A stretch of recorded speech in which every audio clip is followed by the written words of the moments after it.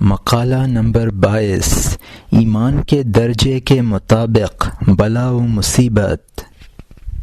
فرمایا اللہ تبارک و تعالی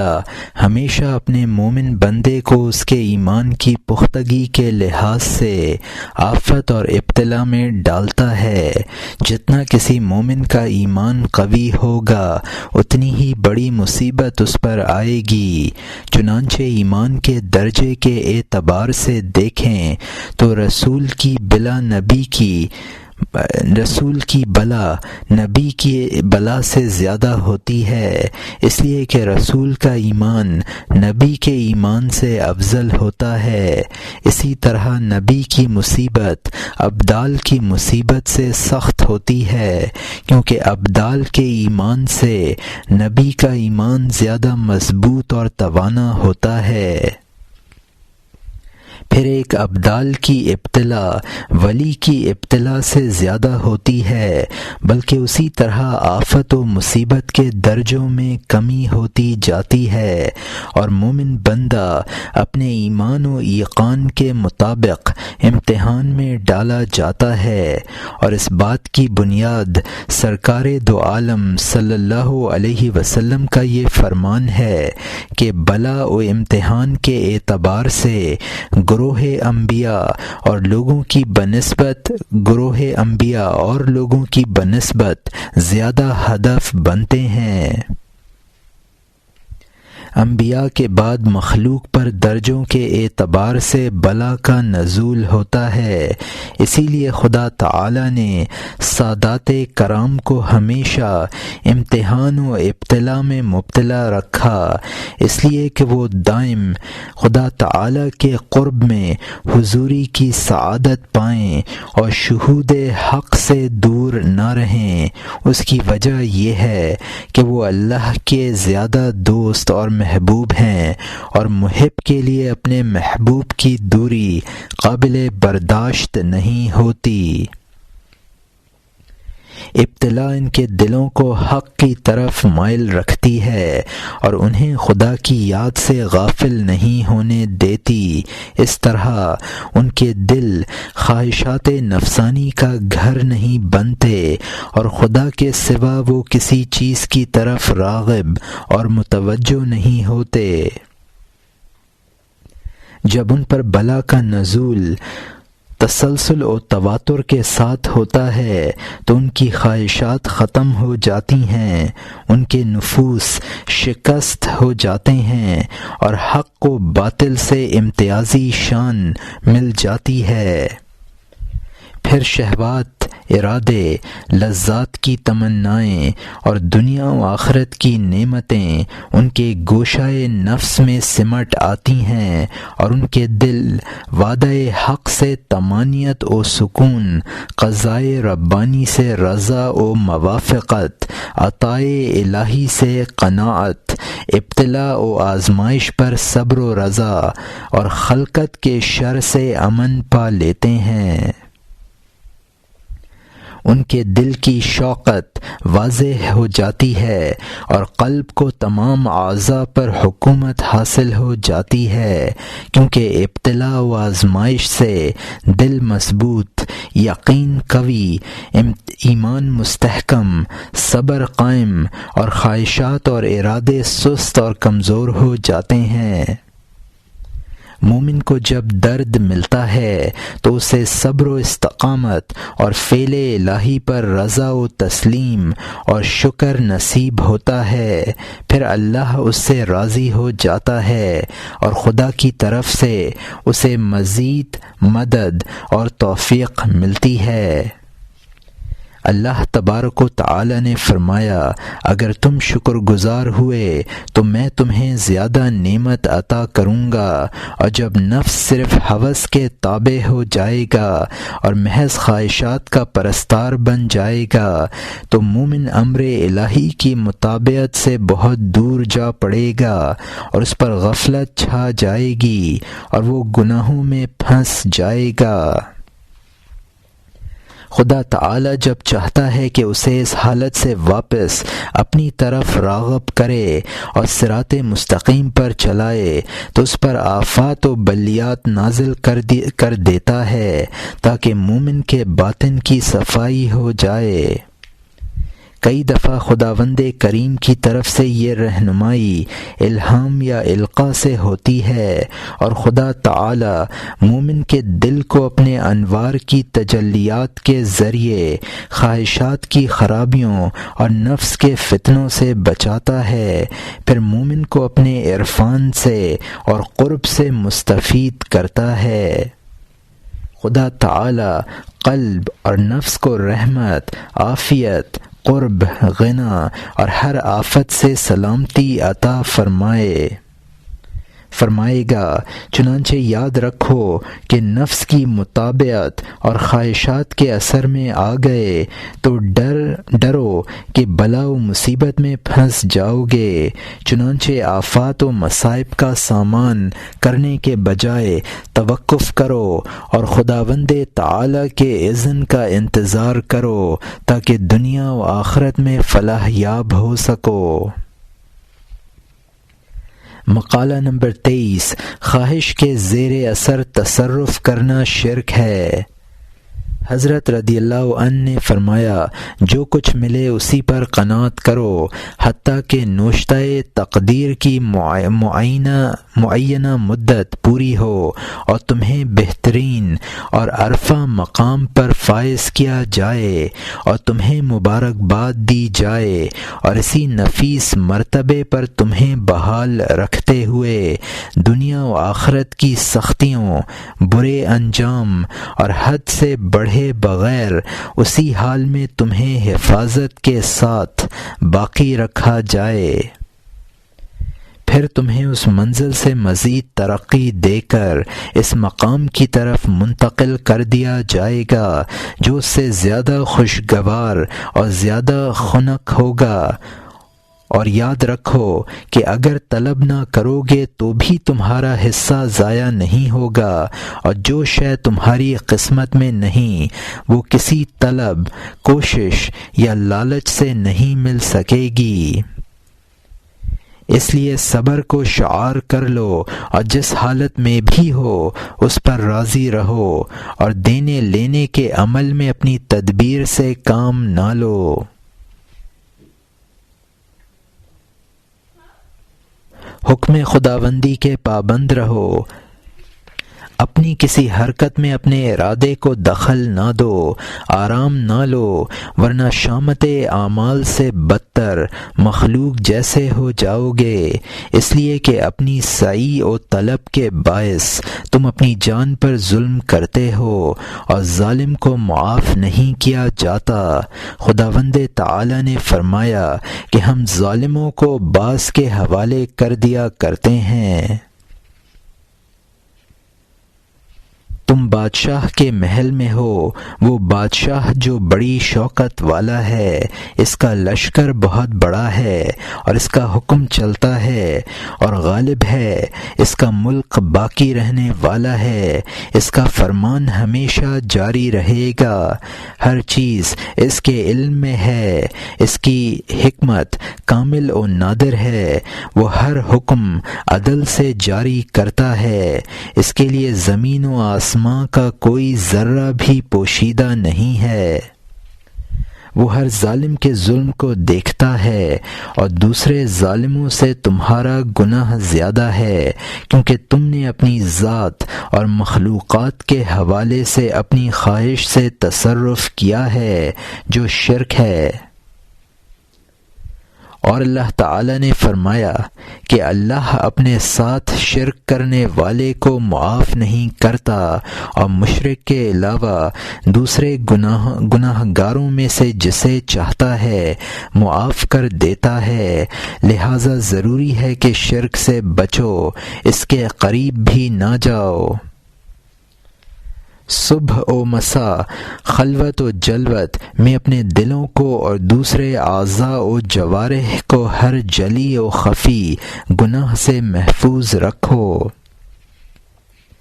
خدا سے فرار کے متعلق مت سوچو کہ اس کی پکڑ سے کوئی نہیں بچ سکتا، نہ تم اس کی قضا سے جھگڑا کر سکتے ہو۔ وہ تمہارے ٹکڑے اڑا دے گا، اور اس کے حکم پر کوئی تہمت نہ تراشو کہ وہ ذلت و رسوائی کو تمہارا مقدر بنا دے گا، اور اس سے غفلت نہ برتو کہ وہ تمہیں بھول جائے گا، اور اس کے گھر میں کوئی نئی بات نہ کرو کہ ہلاکت میں مبتلا کر دیے جاؤ گے، اور خدا کے دین میں اپنے نفس کے زیر اثر کوئی بات نہ ڈالو، وہ تمہارے دل کو تاریک کر دے گا اور تمہیں ہلاک کر ڈالے گا، اور تمہارا ایمان و معرفت چھن جائے گا، اور شیطان کو، نفس کو، شہوات و لذات کو، تمہارے اہل خانہ کو، ہمسایوں اور ساتھیوں کو، اور سب مخلوق خدا کو تم پر غالب کر دیا جائے گا۔ تمہاری دنیاوی زندگی تاریک ہو جائے گی، اور آخرت میں عذاب طویل ہو جائے گا۔ مقالہ نمبر 24، اپنی قسمت پر شاکر رہو۔ حضرت شیخ رضی اللہ عنہ نے فرمایا،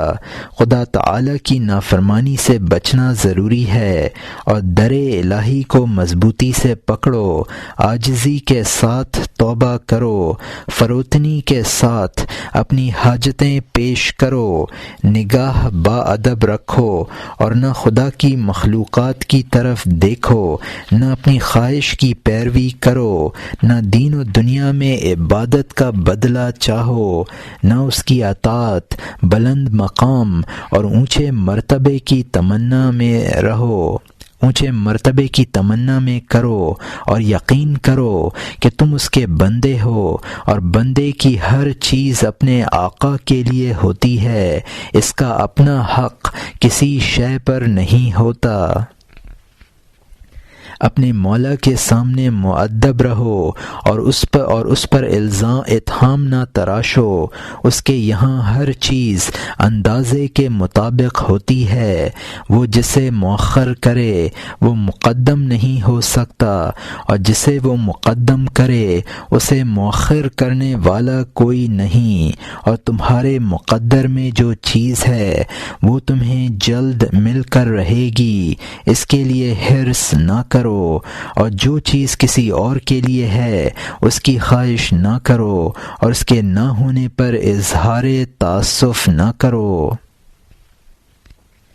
جو شے تمہارے پاس نہیں ہے اس کی دو صورتیں ہیں، یا وہ تمہاری قسمت کی ہے یا کسی دوسرے کی قسمت کی۔ اگر تمہاری قسمت کی ہے تو وہ تمہیں مل جائے گی اور تم کھنچ کر اس کی طرف جا پہنچو گے، اور اگر کسی اور کی قسمت کی ہے تو تم اس سے اور وہ تم سے برگشتہ ہوگے، پھر تمہیں وہ کیسے میسر ہوگی؟ چنانچہ تمہیں جو چیز درکار ہو اس کے حصول میں حسن ادب کو ملحوظ رکھو، اور جس حالت میں ہو اسی پر شاکر رہتے ہوئے اطاعت خداوندی میں مصروف رہنا چاہیے۔ نہ خدا کے سامنے سے سر کو اٹھاؤ، نہ ماں سوا اللہ کی طرف رخ کرو۔ اللہ تعالی نے فرمایا، ہم نے دنیاوی آسائش کی جو چیزیں کفار کو دی ہیں ان کی طرف نظر بھر کے نہ دیکھو، وہ تو ہم نے انہیں فتنے اور امتحان میں ڈالنے کے لیے دی ہیں، اور تمہارا پروردگار جو رزق دیتا ہے وہ بہتر ہے اور باقی رہنے والا ہے۔ پس خدا تعالی نے تمہیں جس حالت میں رکھا ہے اس کے علاوہ کسی اور طرف دیکھنا تمہارے لیے ممنوع ہے۔ اس نے تمہیں اپنی عبادت پر لگا دیا ہے اور قسمت، رزق اور فضل سے سرفراز فرمایا ہے، اور تمہیں خبردار کیا ہے کہ ماں سوا میں تمہارے لیے فتنہ ہے، اور خدا نے دنیا کے چاہنے والوں کو اس فتنے میں ڈال رکھا ہے۔ اگر تم اپنے مقدر پر شاکر رہو تو یہ تمہارے لیے زیادہ پائیدار اور مبارک ہے اور یہی بہتر ہے۔ اسی کو اپنا شعار، اپنی واپسی کی جگہ، اپنے ظاہر و باطن کی علامت اور اپنی آرزوؤں کا مقصود و مطلوب سمجھو۔ اسی طرح تم مقصود حاصل کر سکو گے اور اسی راستے اور رفتار سے ہر مقام پر تک رسائی ہو سکتی ہے۔ اسی سے ہر نعمت، ہر تازگی، ہر خیر و برکت اور ہر سرور کی طرف رفعت حاصل کی جا سکتی ہے۔ اللہ تعالی نے فرمایا ہے، کوئی نہیں جانتا کہ کس عمل کی جزا دینے کے لیے آنکھوں کی ٹھنڈک سے کس شے کو چھپایا گیا ہے۔ پس روزہ، نماز، حج، زکوٰۃ اور کلمہ کی عبادت اور گناہ کے ترک کرنے کے بعد اللہ تعالی کے نزدیک اس سے زیادہ اشرف اور مرغوب عمل باقی نہیں رہتا، جس کا ہم پہلے ذکر کر چکے ہیں۔ اللہ ہمیں اور تمہیں سب کو اپنے فضل سے ان کاموں کی توفیق مرحمت فرمائے جو اسے زیادہ پسند ہوں۔ مقالہ نمبر 25، فقراء و عمراء کا ایمان۔ سیدنا غوث اعظم رضی اللہ تعالی عنہ نے فرمایا، کسی شخص کو تہی دست دنیا اور اہل دنیا کا راندہ ہوا، گمنام، بھوکا پیاسا، برہنہ جسم والا، سوختہ جگر، ہر گوشہ زمین اور مسجد و ویرانہ میں پراگندہ رہنے والا، ہر در کا ٹھکرایا ہوا، شکستہ قلب انسان، خواہشوں اور حاجتوں سے بھرے ہوئے دل کا مالک ہرگز نہ کہو۔ یہ کہو کہ خدا تعالی نے مجھے فقیر بنایا ہے، مجھ سے دنیا کو ہٹا دیا ہے، مجھے گرا دیا ہے، مجھے چھوڑ دیا ہے، مجھے دشمن بنا کر پریشان کر دیا ہے، مجھے جمعیت خاطر کی دولت نہیں دی اور ذلت و رسوائی دے دی ہے، مجھے دنیا میں رہنے کے قابل نہیں کیا، مجھے گمنام کیا ہے، میرے نام کو مخلوق میں اور کنب برادری میں مقام نہیں بخشا اور دوسروں کو نعمتیں عطا کر کے اطمینان قلب کی دولت دی ہے اور دوسروں کو مجھ پر اور میرے اہل وطن پر بڑائی عطا کی ہے، اگرچہ ہم سب مسلمان اور مومن ہیں، سب آدم و حوا کی اولاد ہیں۔ خدا تعالی نے تمہارے ساتھ یہ سلوک کیوں روا رکھا ہے؟ اس لیے کہ تمہارا خمیر اچھی اور سخت مٹی سے اٹھا ہے اور تمہیں اللہ تعالی کی رحمت سے یقین و عرفان، صبر و رضا، ایمان اور انوار خداوندی سیراب کرتے ہیں اور تازگی بخشتے ہیں۔ چنانچہ تمہارے ایمان کے درخت کی جڑ مضبوط ہے اور شاخیں بلند ہونے والی ہیں، اور چونکہ درخت پروان چڑھ چکا ہے اس لیے اسے کھاد کی ضرورت نہیں رہی۔ تمہاری اس حالت میں خدا نے تمہیں فراغت و فرصت عطا کر کے ہمیشہ قائم رہنے والی جنت کا مالک بنا دیا ہے اور اپنے رحم و کرم سے تمہیں وہ نعمتیں عرضاں فرمائی ہیں جنہیں نہ کسی نے دیکھا، نہ کسی نے سنا اور نہ کوئی دل میں ان کا تصور کر سکتا ہے۔ اللہ کریم نے فرمایا، کسی کو خبر نہیں کہ اس کے اعمال کی جزا میں اس کی آنکھوں کی ٹھنڈک کے لیے کیا کچھ چھپایا گیا ہے، یعنی اوامر و نواہی کی پابندی پر صبر سے کام لیا اور اپنے تمام کاموں کو تقدیر خداوندی کے حوالے کر کے تسلیم و رضا سے کام لیا اور تمام کاموں میں خدا کے حکم کی تعمیل کی، مگر دوسروں کو خدا تعالی نے دنیا کا مالک بنایا اور دنیا ہی میں اپنی نعمتیں ان پر تمام کر دیں، یہ اس لیے کیا کہ ان کے ایمان کی مٹی پتھریلی اور شور تھی، جس میں نہ پانی ٹھہرتا ہے، نہ درخت اگانے کی صلاحیت ہوتی ہے، نہ اس میں کھیتی باڑی ہو سکتی ہے، نہ پھلوں کے پیڑ لگتے ہیں۔ اسی مٹی میں قسم قسم کی کھاد کے علاوہ ایسی چیز بھی ڈالی گئی ہے جس کے باعث گھاس پھوس اور خودرو درختوں کے سوا کچھ پیدا نہیں ہوتا۔ یہ دنیا اور اس کے اسباب ہیں تاکہ ایمان کے درخت اور پودے جو اللہ تعالی دل میں لگاتا ہے اس کی حفاظت ہو۔ اگر اس زمین میں کھاد بالکل نہ ڈالی جائے تو گھاس اور درخت سوکھ جائیں گے، پھل گر پڑیں گے، ملک ویران ہو جائے گا، حالانکہ خدا چاہتا ہے کہ یہ آباد ہو۔ امیروں کے ایمان کا درخت کمزور ہے اور اس چیز سے خالی ہے جس سے فقیروں کے ایمان کا درخت بھرا ہوا ہے۔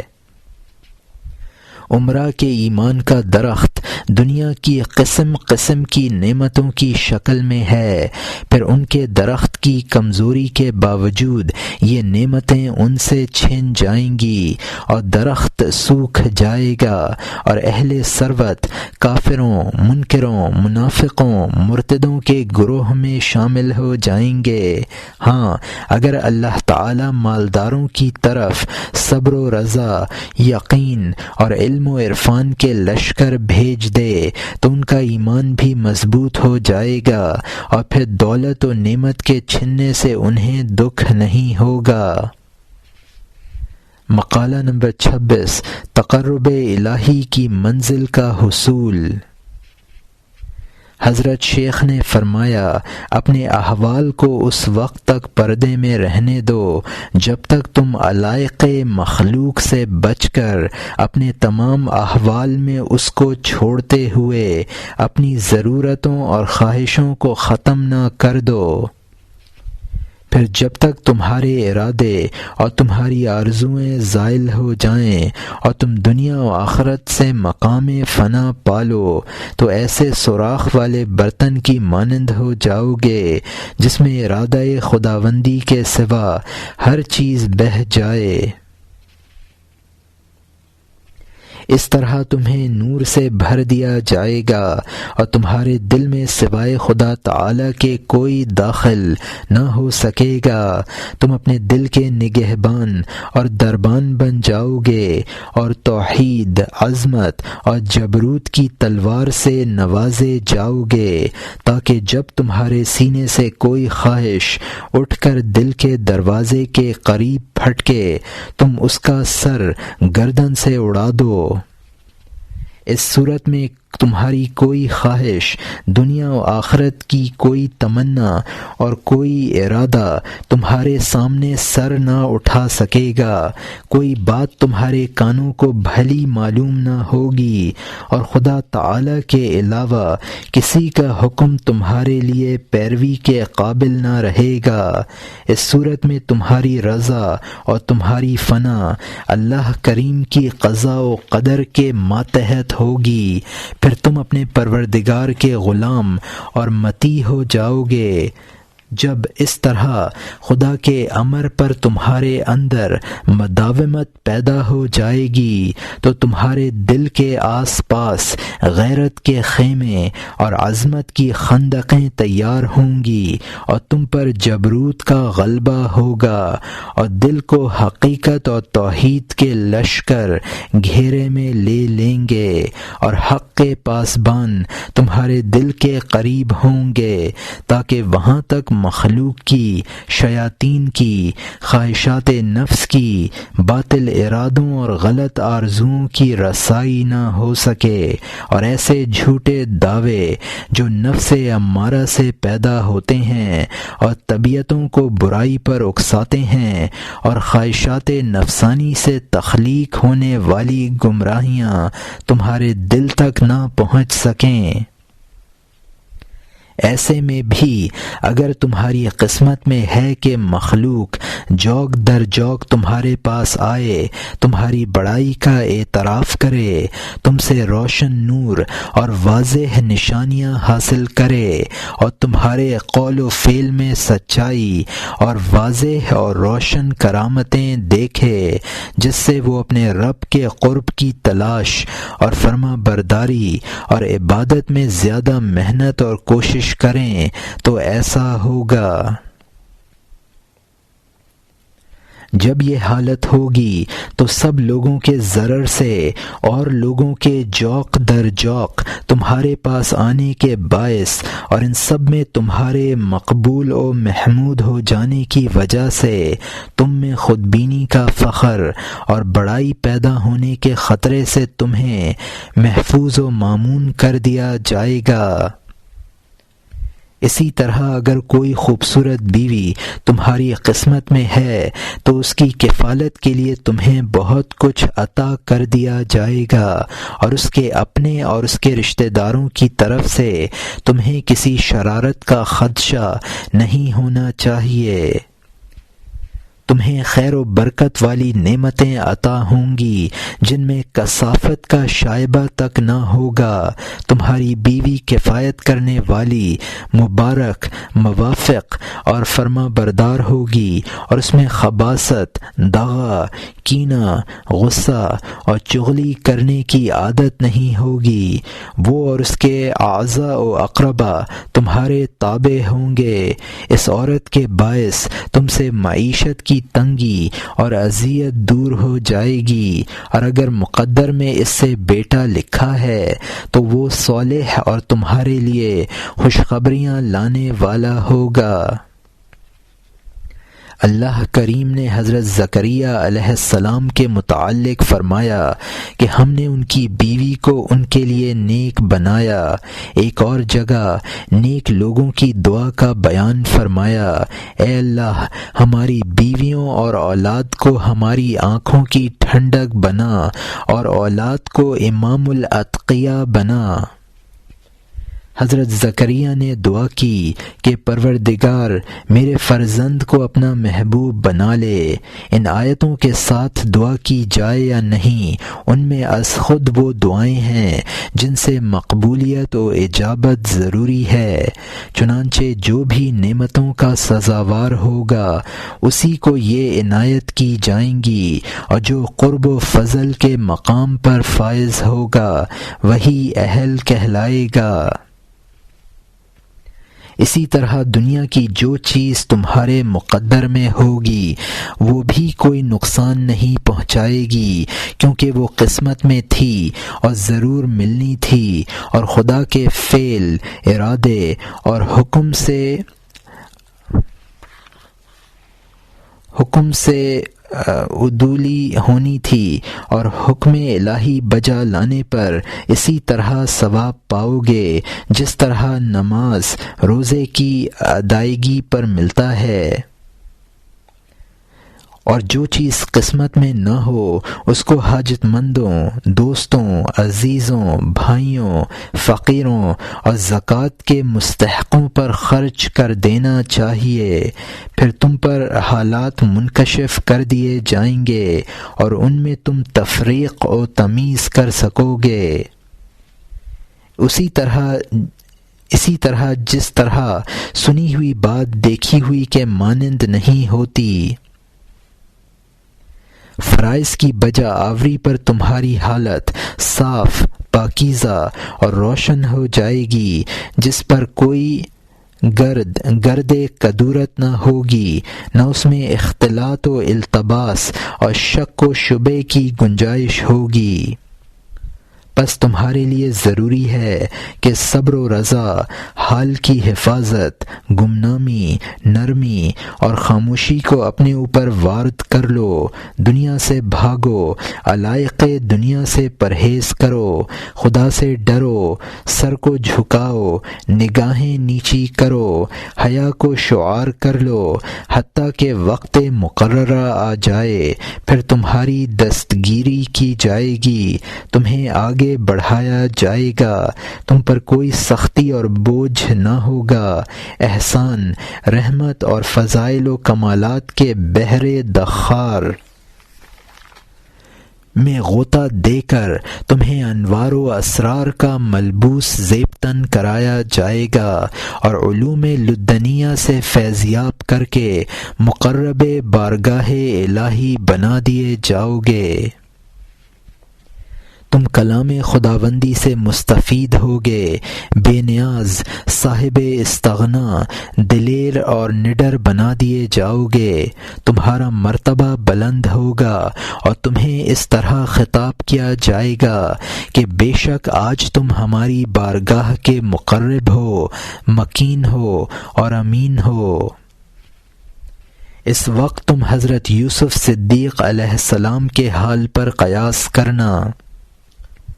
انہیں شاہ مصر اور فرعون نے یہی کہا تھا، بظاہر یہ بادشاہ نے کہا تھا، لیکن حقیقت میں یہ بات خدا تعالی کی تھی۔ حضرت یوسف علیہ السلام کو بظاہر مصر کی بادشاہت ملی تھی، لیکن حقیقتاً آسمان نفس، اقلیم علم، ملک قربت و خصوصیت اور رفیع مراتب کی باطنی سلطنت انہیں سونپ دی گئی تھی۔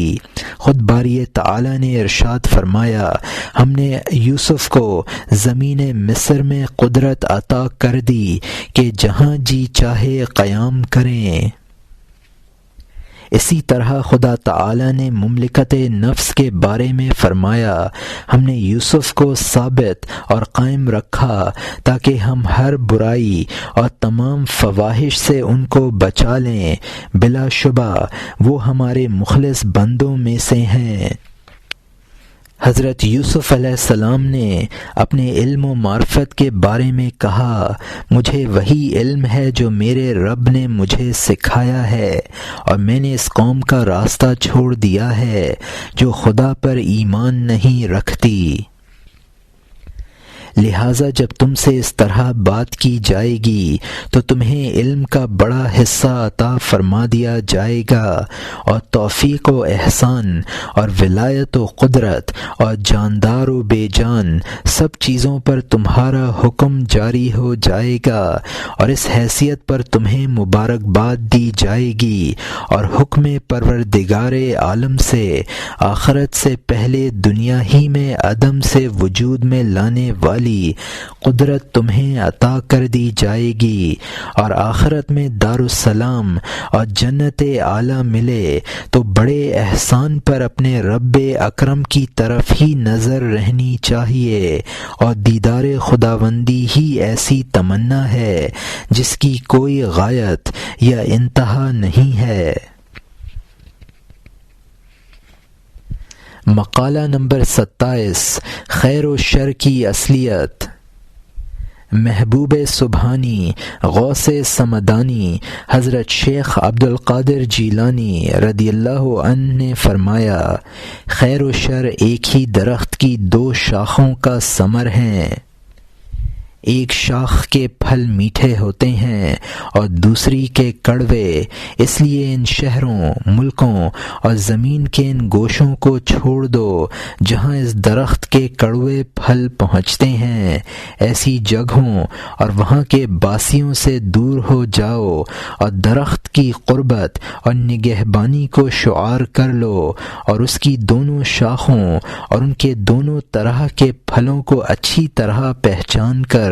وہ پہلو اختیار کرو جس طرف کا پھل شیریں ہے، تاکہ تمہاری غذا وہی ثمر شیریں بن جائے۔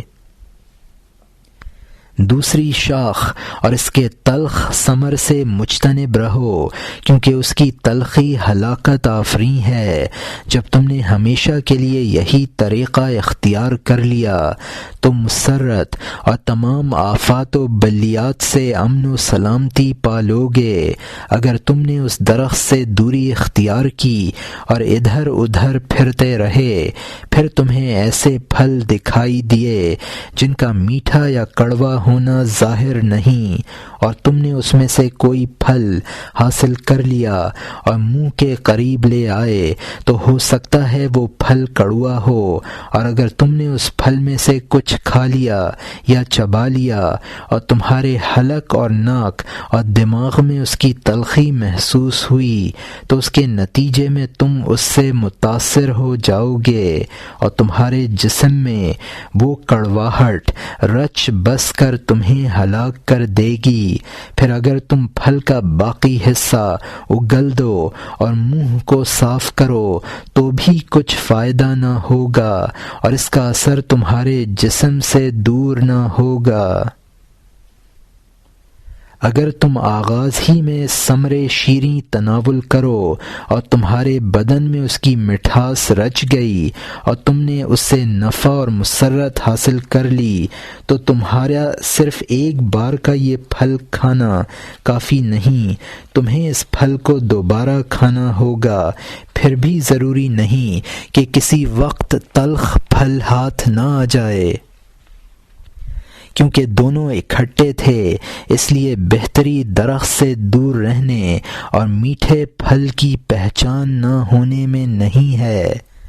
بلکہ سلامتی اسی میں ہے کہ درخت کی قربت اختیار کی جائے اور اسی قربت پر قائم رہا جائے۔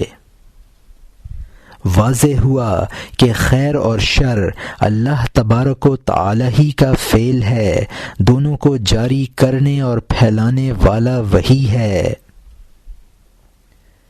اللہ فرماتا ہے، اللہ نے تمہیں اور تمہارے اعمال کو پیدا کیا ہے، اور حضور پر نور صلی اللہ علیہ وسلم نے فرمایا، ذبح کرنے والے اور ذبح ہونے والے کو خدا ہی نے پیدا کیا ہے، اور بندوں کے اعمال بھی اسی کے پیدا کیے ہوئے ہیں، بندے تو ان اعمال کے کاسب ہیں۔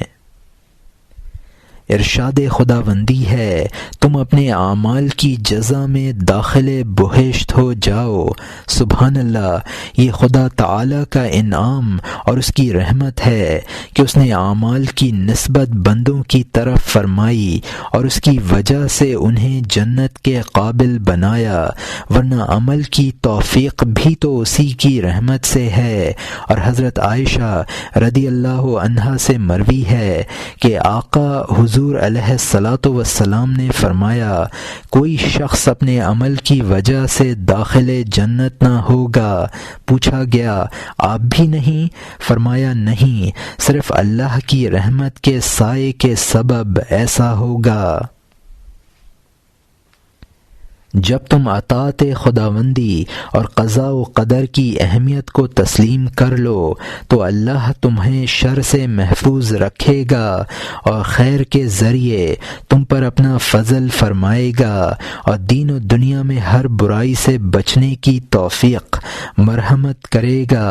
اخروی برائی سے حفاظت کے متعلق فرمان الہی ہے، ہم نے برائی اور فحاشی سے حضرت یوسف علیہ السلام کو بچا لیا کیونکہ وہ ہمارے مخلص بندوں میں سے ہیں۔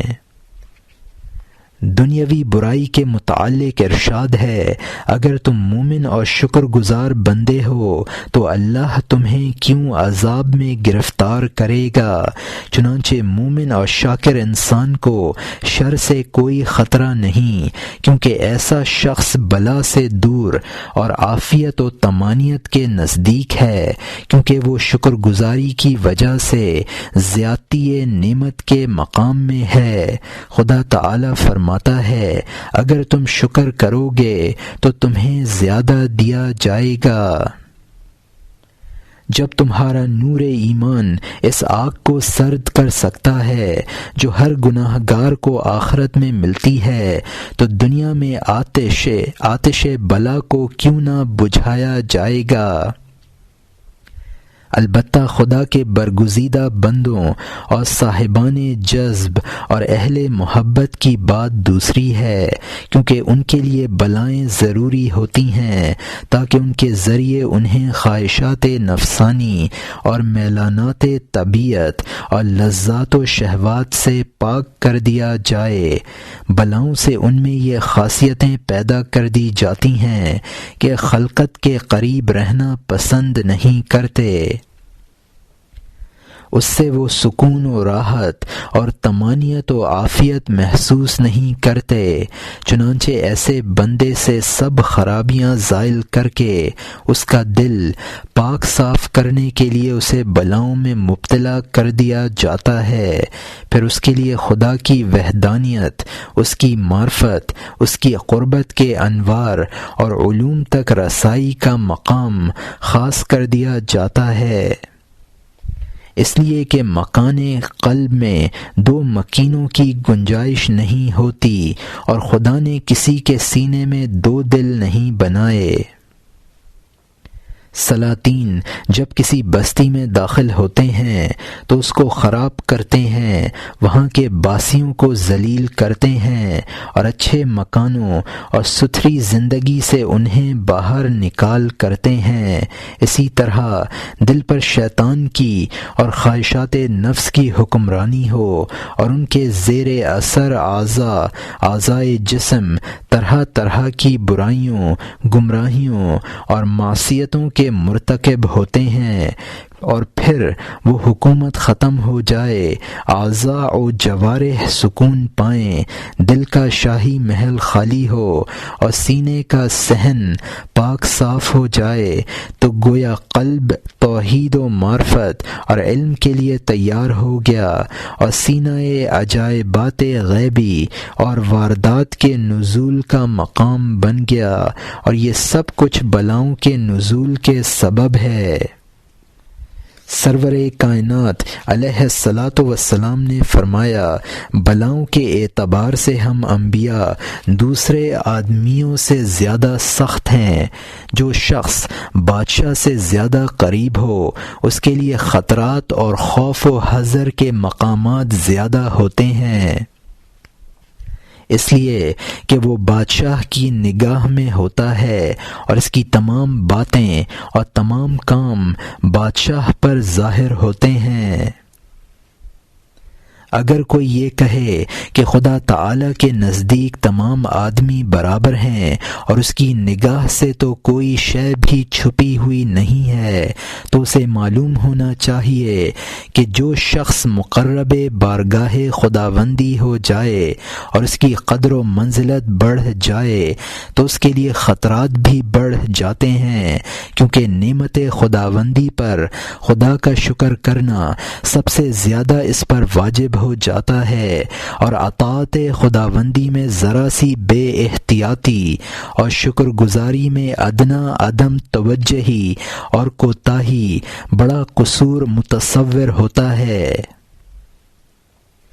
خداوند کریم جل و علا نے فرمایا، اے نبی کی بیویوں، تم میں سے جو کھلی نافرمانی کرے گی اسے اوروں سے دگنا عذاب دیا جائے گا۔ حضور صلی اللہ علیہ وسلم کی ازواج مطہرات سے یہ کہنا اس لیے تھا کہ ان پر معیت و قربت نبوی کی وجہ سے نعمتوں کا اتمام ہو گیا تھا، چنانچہ اسی سے اس بندے کا حال سمجھ لو جو خالق حقیقی کے قریب ہوا۔ اللہ تعالی کو اپنی مخلوق کے ساتھ تشبیہ دی ہی نہیں جا سکتی، کوئی چیز اس جیسی نہیں، اور وہ سمیع و بصیر ہے۔ مقالہ نمبر 28، منزل قرب کے لیے صبر و تحمل سے کام لو، عجلت سے نہیں۔ فرمایا، کیا تم نفس کشی اور دنیا و آخرت کے سلسلے میں اپنی خواہشوں کو پگھلانے والی بھٹی میں پڑے ہونے کے باوجود اور اس کے بعد کہ یہ چیزیں ابھی تم میں سے زائل نہیں ہوئیں، یہ چاہتے ہو کہ تمہیں راحت و سرور، مسرت و ابتہاج، امن و سکون اور ناز و نعمت میسر آئیں؟ تمہیں اس حالت میں جلد بازی سے کام نہ لینا چاہیے، کیونکہ جب تک خواہش نفس کا ذرہ ذرہ زائل نہ ہو جائے گا تم پر مسرت دائمی کے دروازے نہ کھلیں گے، کیونکہ مکاتب غلام جب ہی رہا ہو سکتا ہے جب اس کے ذمے تمام رقم ادا ہو جائے۔ اس لیے تم میں جب تک کھجور کی گٹھلی چوسنے کے برابر بھی طلب دنیا باقی ہوگی قرب خداوندی کی منزل نہ پا سکو گے، اور دنیا کی خواہش و طلب یا کسی دنیاوی چیز کو دیکھنے کی خواہش یا نفس میں کسی چیز کا شوق یا دنیاوی یا اخروی معاوضے کی ہلکی سی تمنا بھی تمہارے دل میں باقی ہوگی تو تم مقام فنا کے دروازے ہی پر رہو گے۔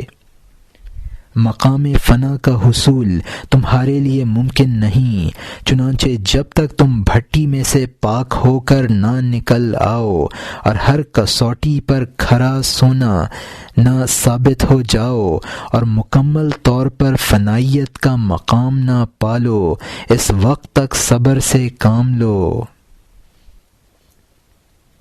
مقام فنا تک رسائی کے بعد تمہیں اچھے لباس سے مرصع اور دیدہ زیب زیور سے مزین کر کے خوشبوؤں میں بسا کر سب سے بڑے بادشاہ کے حضور پہنچا دیا جائے گا، اور تمہیں ندا دی جائے گی کہ آج تم امین بن کر ہمارے پاس رہو گے، پھر تم پر الطاف و اکرام ہوگا، قرب خداوندی کی لذت پاؤ گے، اور تمہیں ایسی دولت دی جائے گی کہ ہر چیز سے مستغنی ہو جاؤ گے۔ کیا تم نے سونے کے وہ بکھرے ہوئے ٹکڑے دیکھے ہیں جو عطاروں، بقالوں، قصابوں، چمڑا صاف کرنے، تیل بیچنے والوں، جھاڑو دینے والوں اور دوسرے لوگوں کے ہاتھوں میں صبح سے شام تک گردش کرتے رہتے ہیں؟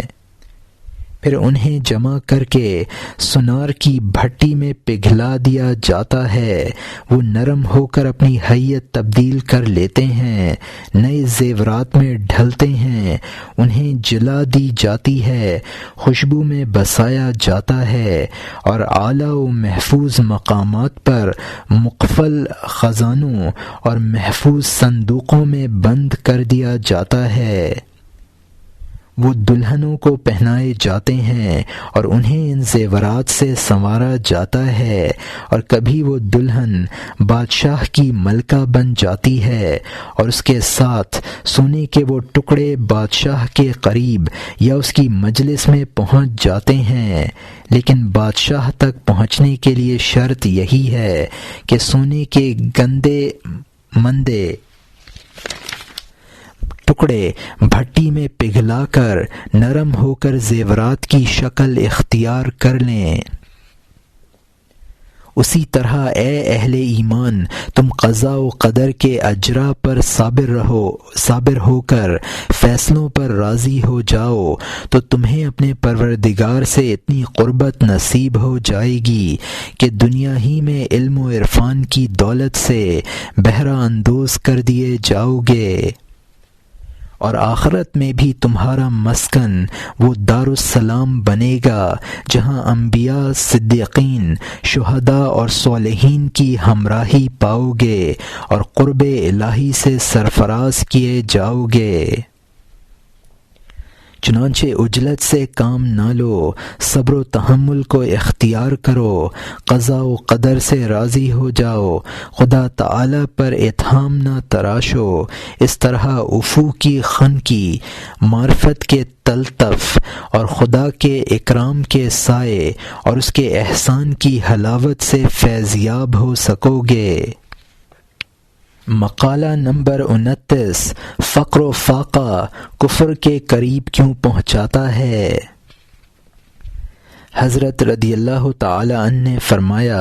رسول پاک صلی اللہ علیہ وسلم کا ارشاد ہے کہ بھوک انسان کو کفر کے قریب پہنچا سکتی ہے، اور جب آدمی خدا تعالی پر ایمان لے آئے اور اپنے تمام امور کو اس کے سپرد کر کے یہ یقین کر لے کہ رزق کی ہر سہولت اسی کے قبضہ قدرت میں ہے، اور یہ اعتقاد رکھے کہ جو شے اسے ملی ہے وہ ہر حال میں ملنی تھی، اور جو نہیں ملی وہ ملنے کا کوئی امکان نہ تھا،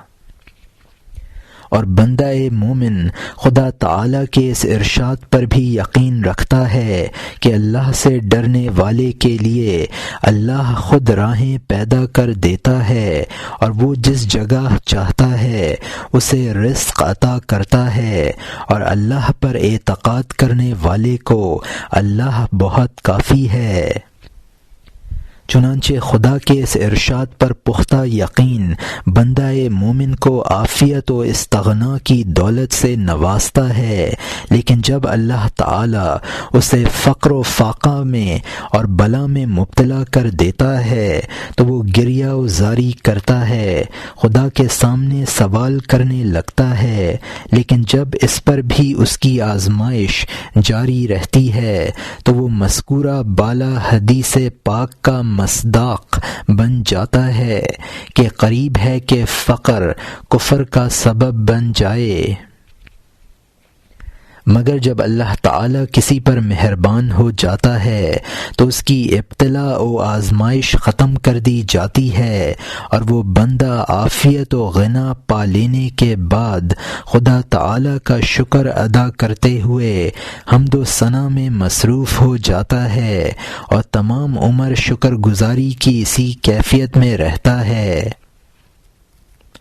لیکن اگر اللہ تعالی کسی کو ہمیشہ کے لیے فقر و فاقہ میں رکھنا چاہتا ہے، اس کی آزمائش کو ختم نہیں کرنا چاہتا، تو ایمان کی امداد اس کے شامل حال نہیں ہوتی، اور وہ خدا تعالی پر معترض ہوتا ہے، اس پر تہمت لگاتا ہے، اس کے وعدوں پر شک کرتا ہے، اور وہ اسی حالت کفر میں مر جاتا ہے کہ خدا سے ناراض ہوتا ہے اور اس کی آیتوں کو جھٹلاتا ہے۔ رسول کریم علیہ الصلاۃ والتسلیم نے اسی حالت کی طرف اشارہ فرمایا ہے کہ قیامت کے دن لوگوں میں سب سے زیادہ سخت عذاب اس پر ہوگا جس کو اللہ تعالی نے دنیا کی احتیاج اور آخرت کے عذاب میں مبتلا رکھا۔ ایسے گمراہ شخص سے حضور صلی اللہ علیہ وسلم نے بھی پناہ مانگی ہے، اور ہم بھی خدا کی پناہ چاہتے ہیں۔ دوسرا انسان وہ ہے جسے خداوند تعالی نے برگزیدہ بنا لیا، اسے اپنے خواص اور احباب میں داخل کر لیا،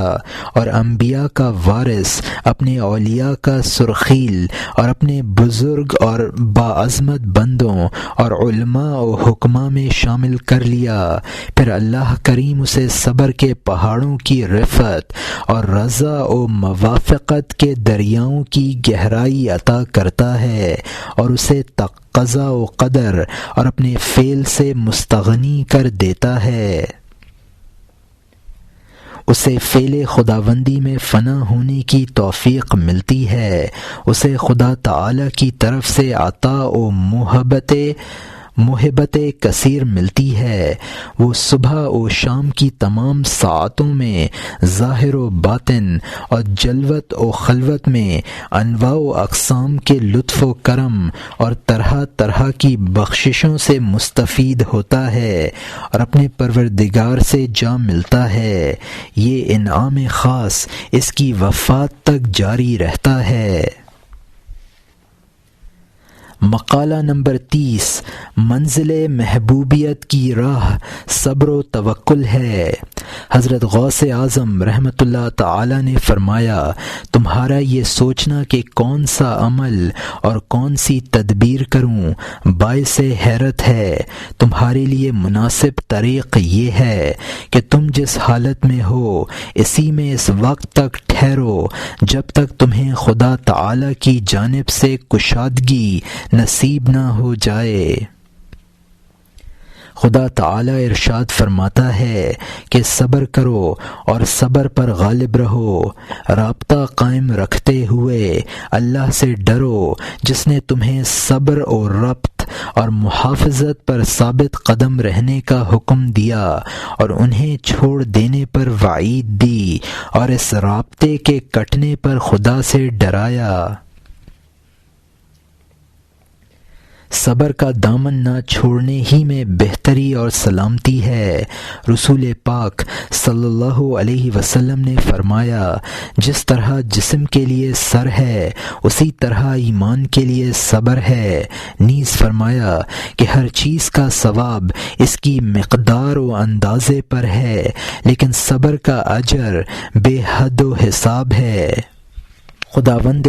تعالی جل شانہ نے بھی فرمایا، صبر کرنے والوں کو اس کا بے حساب اجر دیا جائے گا۔ اس لیے ضروری ہے کہ خدا سے ڈرتے ہوئے صبر پر قائم رہا جائے اور خدا کی قائم کردہ حدود کی حفاظت کی جائے۔ اسی طرح خدا تعالی کی کتاب میں کیے گئے وعدے کے مطابق کامل اجر عطا کیا جائے گا۔ اللہ تعالی کا ارشاد ہے، اللہ سے ڈرنے والوں کے لیے خدا کی راہیں کھول دی جاتی ہیں اور خدا جہاں سے چاہے انہیں رزق دے کر کشائش کی راہیں پیدا کر دیتا ہے۔ چنانچہ اگر تم کشائش نصیب ہونے تک صبر کرتے رہے تو تمہارا شمار متوکلین میں ہوگا، اور خدا نے تمہارے لیے اپنے کافی ہونے کا اعلان کر رکھا ہے۔ کہا گیا ہے، جو آدمی خدا پر بھروسہ کرے اس کے لیے وہی کافی ہے۔ جب صبر اور توکل کی دونوں صفتیں تم میں یکجا ہو گئیں تو تمہارا شمار احسان کرنے والوں میں ہوگا، اور بے شک خدا نے محسنین کے لیے جزا کا وعدہ کر رکھا ہے اور کہا ہے، ہم محسنوں کو اسی طرح جزا دیتے ہیں۔ اس طرح تم خدا کی محبوبیت کے مقام کو پا لو گے، کیونکہ اس نے فرمایا ہے، بے شک خدا محسنوں کو محبوب بنا لیتا ہے۔ ثابت ہوا کہ دنیا و آخرت میں ہر بھلائی اور ہر سلامتی صبر ہی سے ہے، اور مومن کو اسی کی وجہ سے ترقی دے کر رضا و موافقت کی منزل سے گزار کر افعال خداوندی میں فنا کر دیا جاتا ہے۔ نابود ہو جانے کی حالت اور ابدالیت کے مقام کو حاصل کرنا اسی طرح ممکن ہے۔ اس لیے صبر کو چھوڑ دینے کا تصور بھی نہ کرو، کیونکہ اس طرح دنیا و عقبہ میں خیر و فلاح سے محرومی اور رسوائی اور شرمندگی حاصل ہوگی۔ خدا محفوظ رکھے۔ اگر آپ نے ابھی تک ہمارا چینل سبسکرائب نہیں کیا تو ابھی سبسکرائب کریں اور بیل آئیکن کو کلک کر کے ہماری لیٹسٹ ویڈیوز کے بارے میں اپڈیٹ جانیں۔